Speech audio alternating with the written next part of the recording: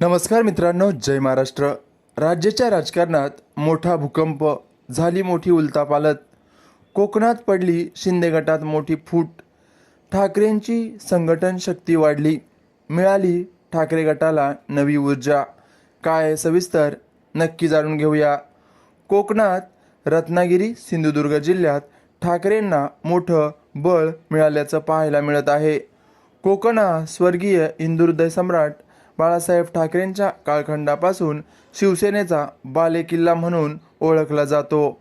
कोकण आणि शिवसेना हे नातं कित्येक दशकं पाहायला मिळालं आहे। एकीकडे हिवाळी अधिवेशन नागपूर येथे सुरू असताना दुसरीकडे ठाकरे फुल फॉर्ममध्ये असल्याचे चित्र पाहायला मिळत आहे। काही महिन्यांपासूनच शिंदे गटात असलेल्या या नेत्यांमध्ये अस्वस्थता पाहायला मिळत होती।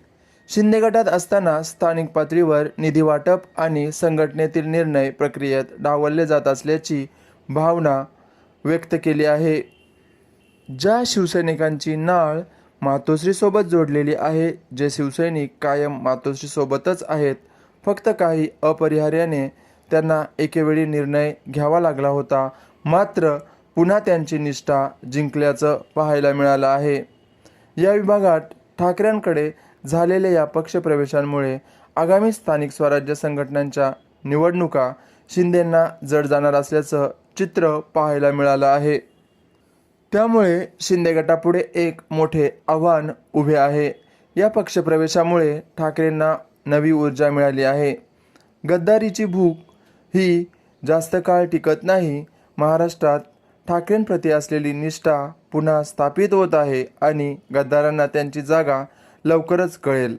कोकणातील या मोठ्या राजकीय उलथापालथीमुळे उद्धव ठाकरे हे फुल फॉर्ममध्ये असल्याचे चित्र आहे।